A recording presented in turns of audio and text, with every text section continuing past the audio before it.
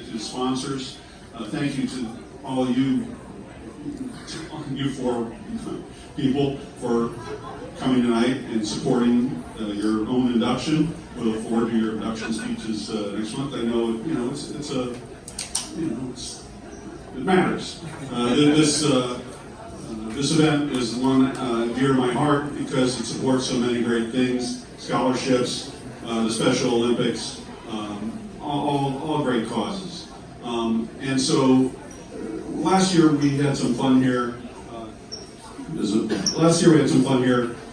got the microphone? There's one of the mic. Lorrie, you? Thank you. Turn that on. Just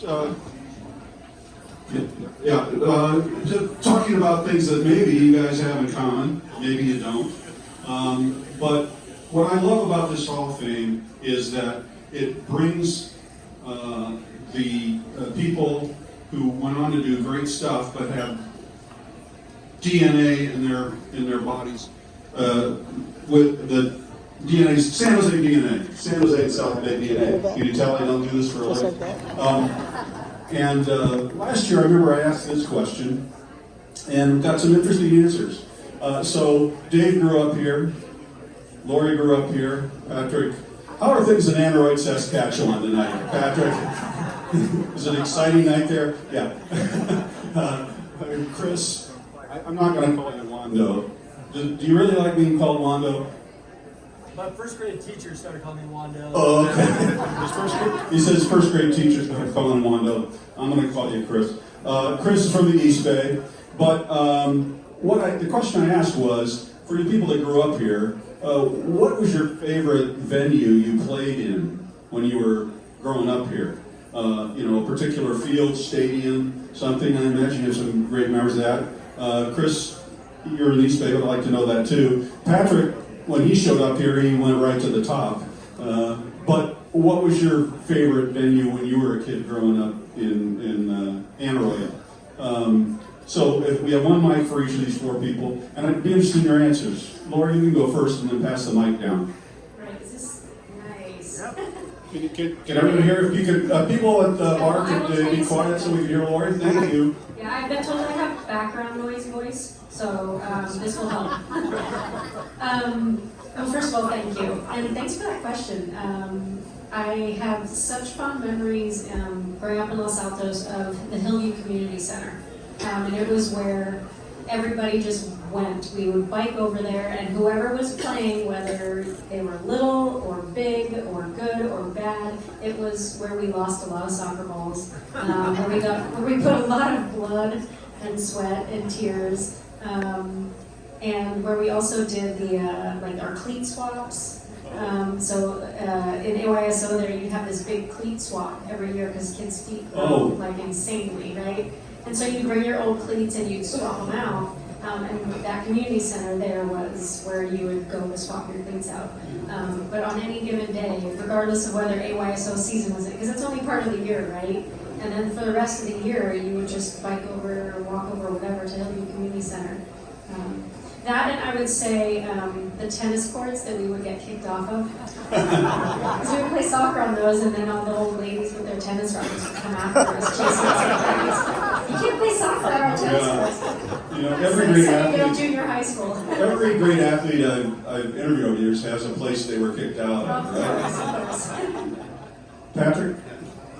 So growing up in Anne Arroyo, Saskatchewan on a farm and town only being about 100 people, so anytime I got out of that town it was a big deal. So, but for me it would have to be Swift Current, going to the Swift Current Arena where the Broncos play. They're a junior team. Before I knew what the NHL was about, that's all I wanted to do was play for the Swift Current Broncos. So that was special for me when I was ever given the chance to play in that arena. And how many people in that arena? I'm an associate cinematographer. Okay. Probably about 2,000. Yeah. And then I don't think anything was open and everybody went to the game. So. That's great. Dave? What was the question again? your favorite venue growing up that you played in? As a player? Yes. Well, just played high school at Oak Grove and other various high schools, and it was never really a standout to go to these other places and play. I always just felt the pressure of doing well, and I was not an outstanding player at that particular So there was that. San Jose City was always fun. I loved that ballpark. And what was interesting is, while we'd be out there practicing and so forth, Bruce Jenner would be on the football field practicing his stuff, and his wife would be playing tennis on the tennis courts right next to the field. And we all go, "There's Bruce Jenner's wife playing tennis." Otherwise, nothing was really outstanding. It just seems like Was there a place though that you kind of loved going to? I'm going to ask later about your favorite pizza parlor in town, but I don't like pizza. okay. Burrito. No, like I said, nothing really stands out. Okay, all right. You said you liked the San Jose City College field. Yeah. Was there something special about that? I think it's because I was a much better player then, and I had a lot of success there. Okay. And I started kind of coming into my own, so I loved it there. Yeah. And it's where a lot of my success began that I took notice of. Okay, cool. Chris? For me, actually, I was trying to rack my mind, but actually played many sports growing up, and baseball is one that kind of comes up.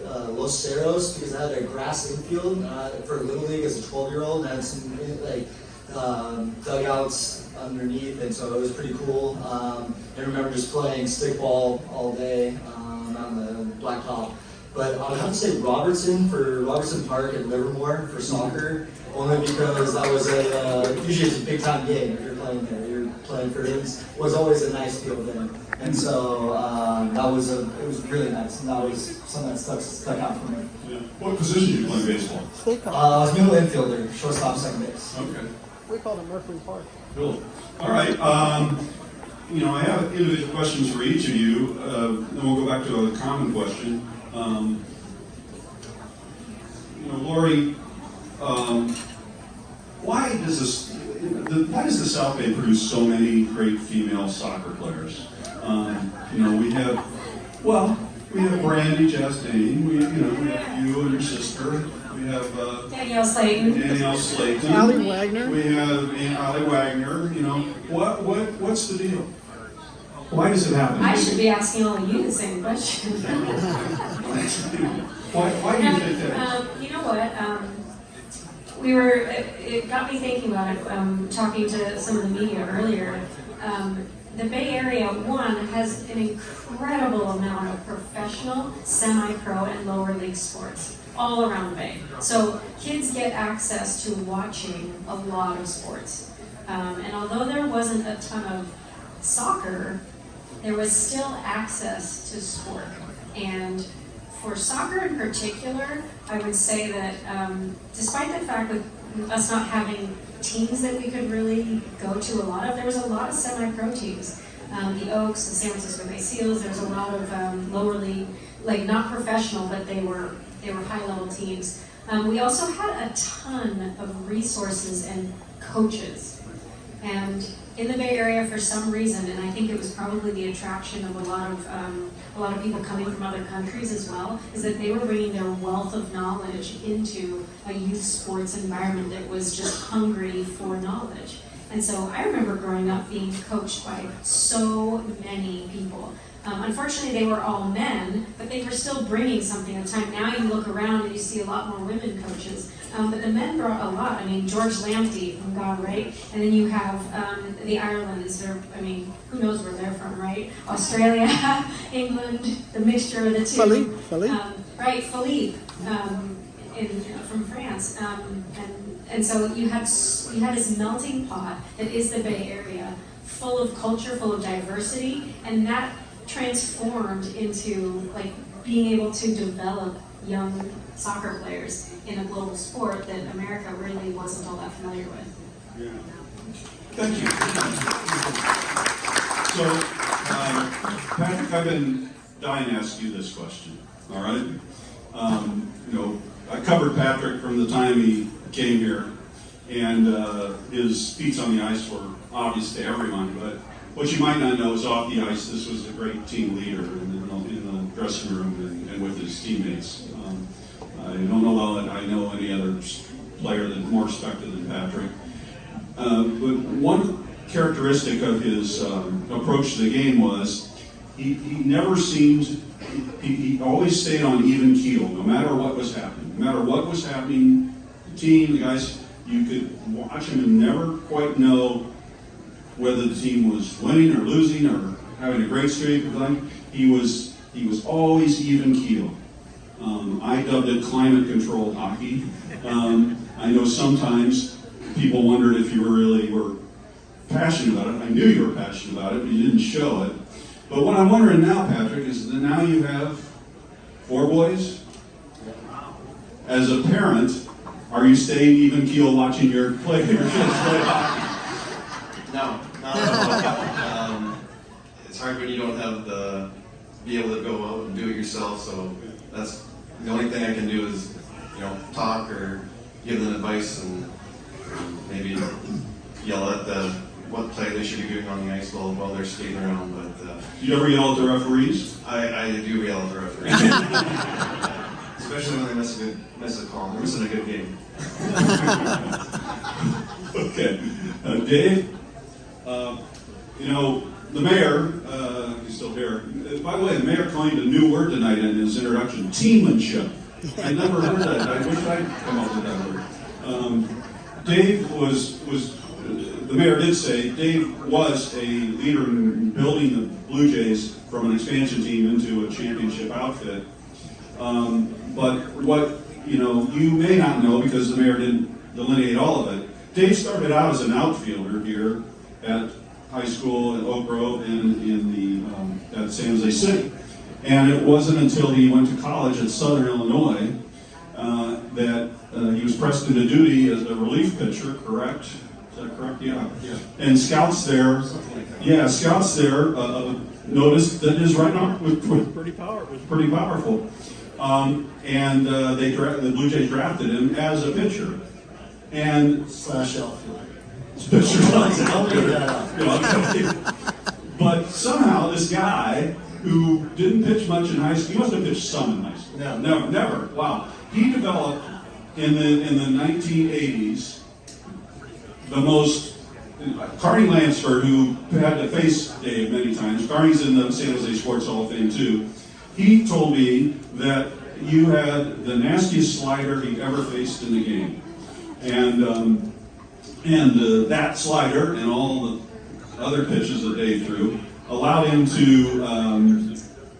If you now analytics are a big deal. They weren't there in the 80s, but retroactively, people have gone and proclaimed, or it's all statistics, that no other pitcher in the 1980s had as high a WAR, wins against replacement, as Dave did. Now I'm not aware of all the stats that go into that,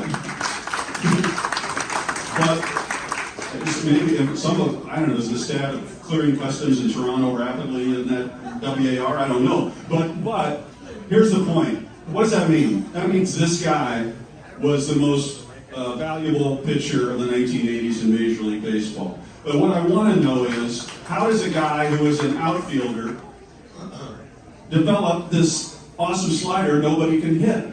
How did that happen? Did you ever watch the movie The Natural? Yes. I was just a natural pitcher that didn't know it. It just came naturally. I never pitched, and I had seen by accident just helping out my college team. And the scouts from the Blue Jays were there to scout the shortstop on the other team, who was Jeff Gossett, who became the punter for the Raiders.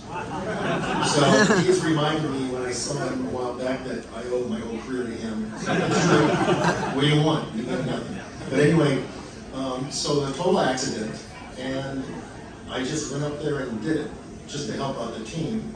And I threw hard, I had a strong arm, and I just did it. And these guys ended up drafting me by watching me come in a game and pitch one inning, because they had no pitching, and I didn't know. I didn't know what the Blue Jays were.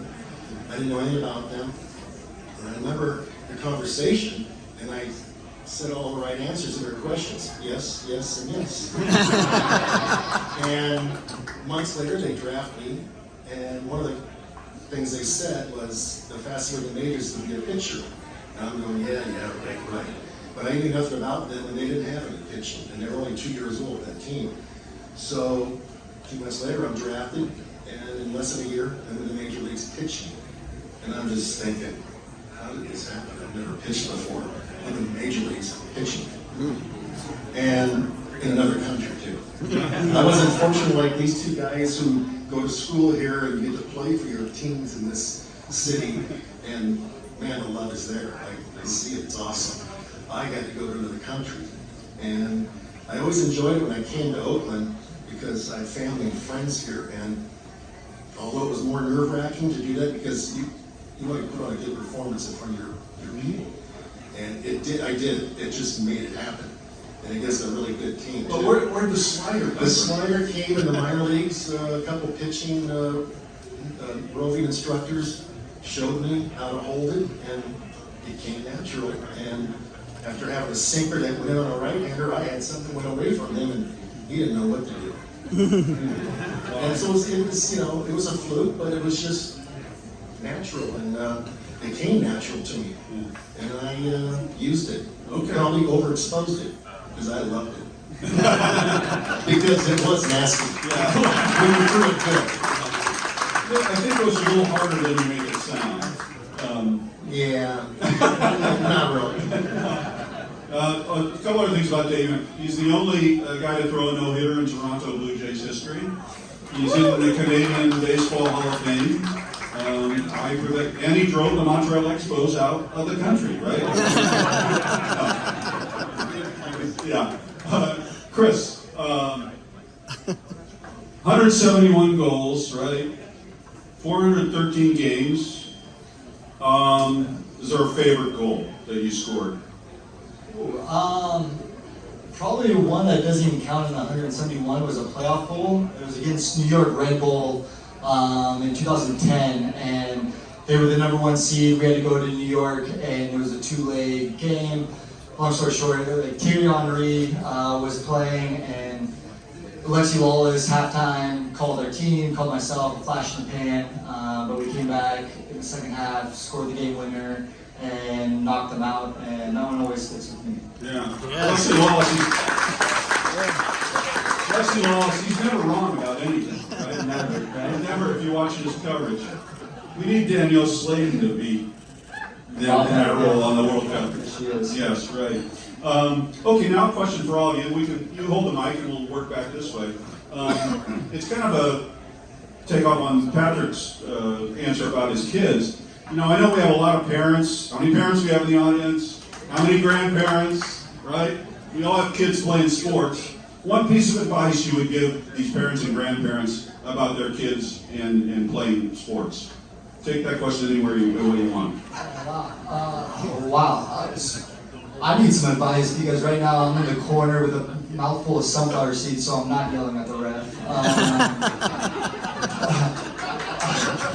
One thing, I might be against most norm right now, but I am a big component of playing many sports, especially young, and being able to develop many muscles, many different things, and also many different learning lessons and values that I think different sports can teach you. I love playing baseball, basketball, I did track. Don't love track, but I'm just kidding.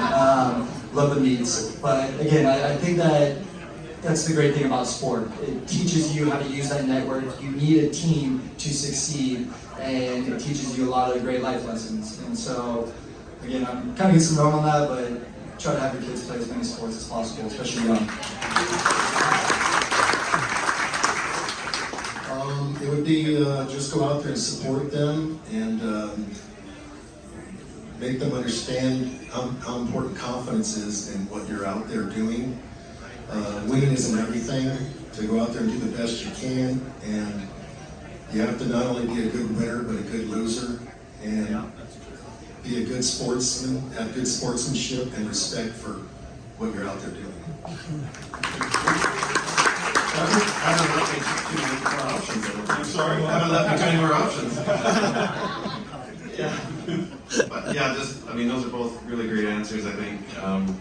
But I touch on the Chris's point where playing on multiple sports, I know it's hard for kids if they only like one sport to say, I'm going to go try a different one because they feel like they're falling behind. But I think it holds true. You have to be an athlete first and foremost. And you learn so many different things from other sports that can help you with your sport. I know I have my kids playing all types of sports, basketball, baseball, all these different things. Maybe not competitively, but at least doing something in the backyard. What was one thing you learned from another sport, playing another sport? Well, probably baseball was another one for me. So the patience, I think the anticipation, being ready for when the ball hits the bat, that you got to jump right away. So what I equate that to a loose puck. So something like that. Okay, cool. Lorrie? You know, it's funny because I played every sport that are, like, I have a twin sister, and we played every single sport that our schedules would allow us to.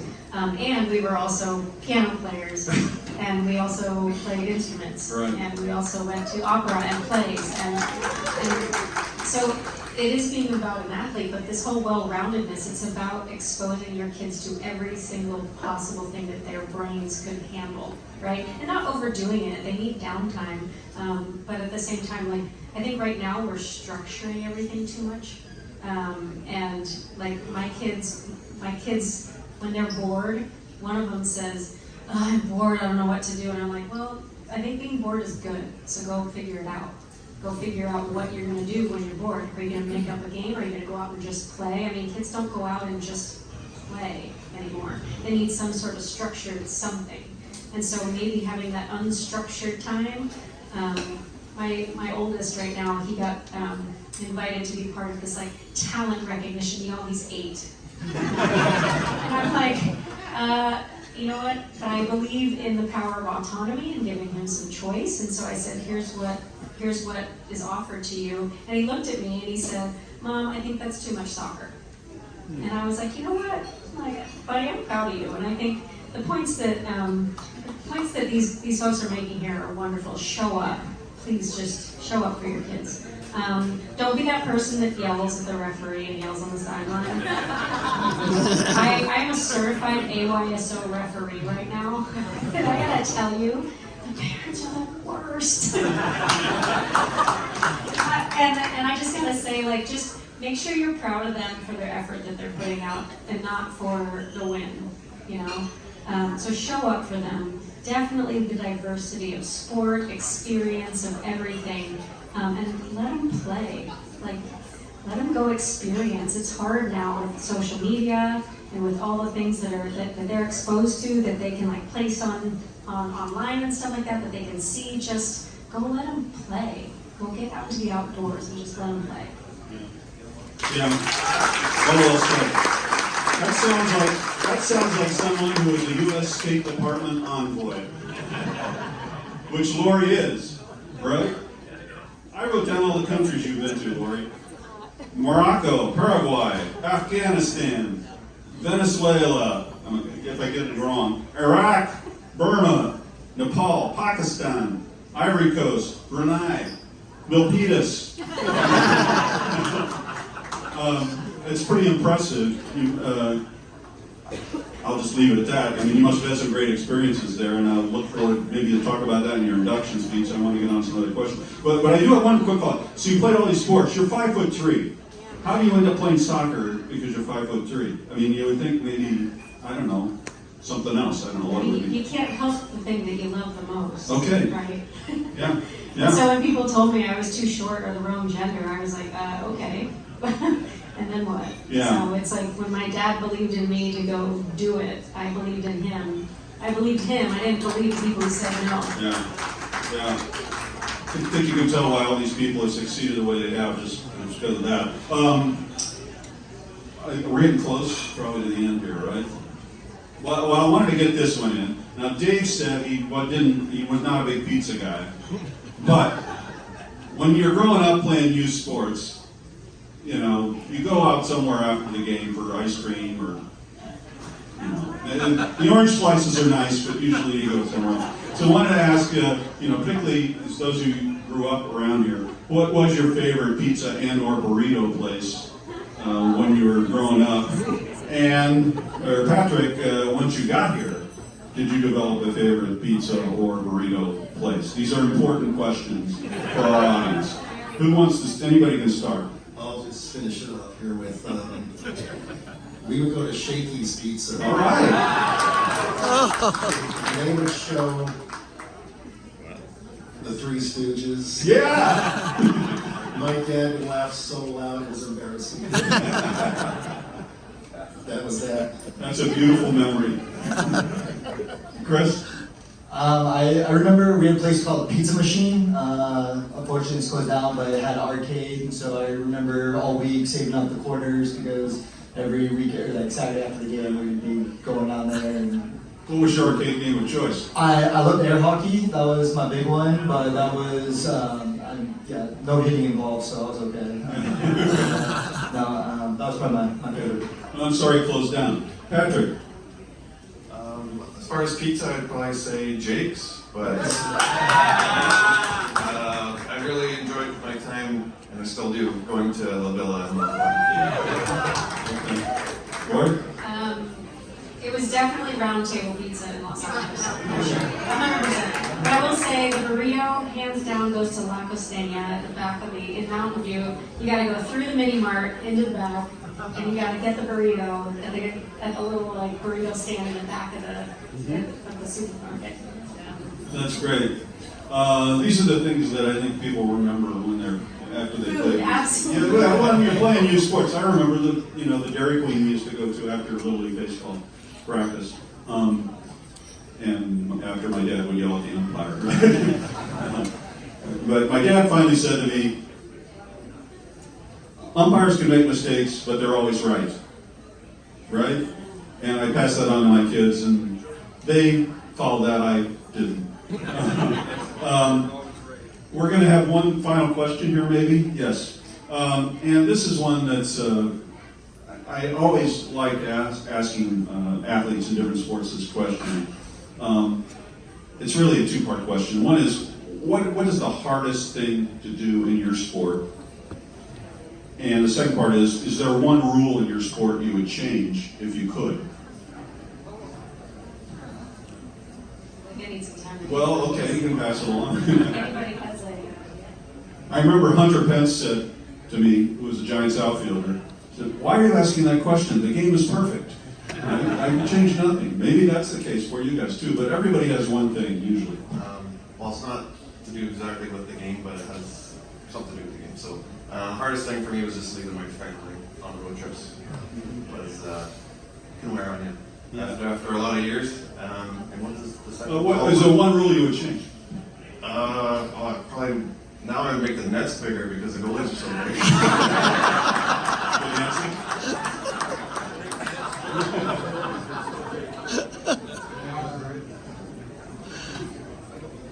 Definitely, yeah. Travel is definitely a big one. I agree with Patrick there. I would say just like, having to be mentally committed for 90 minutes when you're running.